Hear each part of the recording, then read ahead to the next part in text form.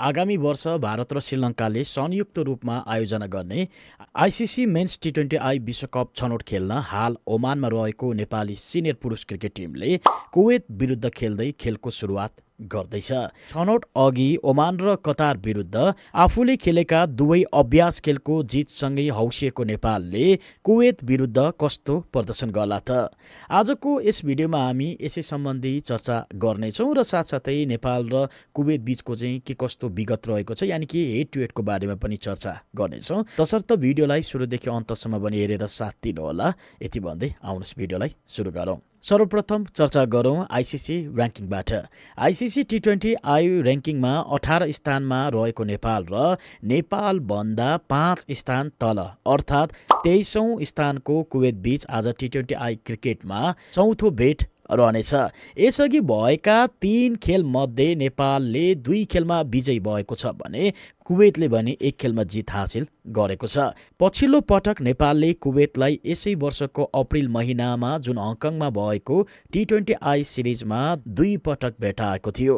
सम्मो चरणको पहिलो भेटमा टस हारेर पहिले ब्याटिङको निम्तो पाएको कुवेतले दिएको 186 रनको लक्ष्य नेपालले 4 विकेटको क्षतिमा 18.5 ओभरमा नै पूरा गरेको थियो। नेपालको जितमा ब्याटिङतर्फ ओपनर कुशल भुर्तेलले सर्वाधिक 81 रनको योगदान दिएका थिए र त्यस्तै बलिङतर्फ भने नेपालका सोमपाल कामीले सर्वाधिक 3 विकेट हात पारेका थिए। सिरिजको सम्म विजेता र उपविजेताको हैसियतले फाइनल भिडन्तमा उत्रेदा नेपालले कुवेत विरुद्ध केवल 3 रनको नमिठो हार बेहोरेको थियो।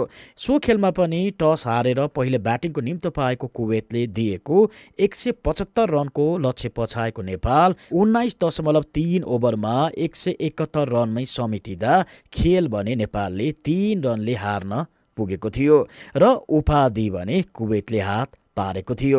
यस्तै सन् 2019 ताका सिङ्गापुरमा सम्पन्न ICC men's T20 qualifier Asia region क्वालिफायर्समा पनि नेपाल र कुवेत एक अर्का विरुद्ध एकै समूहमा रहेर प्रतिस्पर्धामा उत्रेका थिए, जहाँ नेपाल कुवेत विरुद्ध 7 विकेटले विजयी भएको थियो।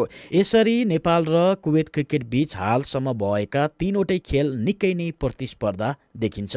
त्यसैले आज बुधबार पनि यी दुई बीच हुने खेल निकै रोचक रहनेमा कुनै दुई मत छैन। समूहका 2 शीर्ष टोली मात्रै सुपर 6 मा प्रवेश गर्ने हुँदा समूह B मा सबैभन्दा थ्रेट रहेको नेपाललाई हराउँदै कुवेतले आफ्नो स्थान सुरक्षित गर्न चाहन्छ। तर त्यसो भन्दै गर्दा भने गत संस्करणको विश्वकप समेत खेलिसकेको नेपाललाई हराउन कुवेतलाई त्यति सहज भने पक्कै पनि हुने छैन। अघिल्ला 2 वार्मअप खेलमा बलिया कतार र त्यसअघि शारजामा सम्पन्न T20I सिरिजमा 2 पटकको विश्व च्याम्पियन वेस्ट इन्डिजलाई 2-1 ले परास्त पारेको नेपाल यो पटक जसरी पनि आफूलाई विश्वकपको मञ्चमा पुनः उभ्याउन चाहन्छ। यता हालसम्म एउटै पनि T20I विश्वकपमा छनौट हुन नसकेको कुवेतले भने गत संस्करण नेपालमै भएको छनौट क्वालिफायर A को विजेता हुँदै एसिया रिजन फाइनल प्रवेश गर्दै इतिहास बनाएको थियो। तर ऊ त्यो भन्दा अघि भने बढ्न सकेन। नेपालसँग भिड्नु अघि कुवेतले 2वटा अभ्यास खेलहरू खेलेको थियो, जहाँ उसले ओमान र कतार दुवै टिमलाई हराइसकेको छ।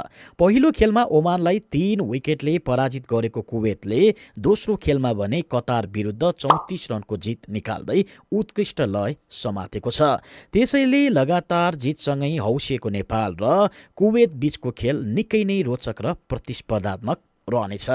बुधबार ओमानको राजधानी मस्कट स्थित अल अमिरेट क्रिकेट मैदानमा नेपाली समय अनुसार आज बेलुकी 8:45 बजेबाट सुरु हुने नेपाल र कुवेत बीचको खेल निकै रोचक हुनेछ। दुवै टिम पक्कै पनि विश्वकपमा पुग्नको लागि आज आम्ने सामने हुँदैछ। हामी फेरि पनि भन्न चाहिँ यो खेल पक्कै पनि रोमाञ्चक हुने नै छ र हाम्रा गोर्खाली खेलाडीहरूलाई आजको खेलमा कुवेत विरुद्धको खेलमा जितको लागि हामी सबैजनाले शुभकामना दियौँ र क्रिकफुट नेपालको तर्फबाट पनि जितको लागि नेपाली टोलीलाई शुभकामना।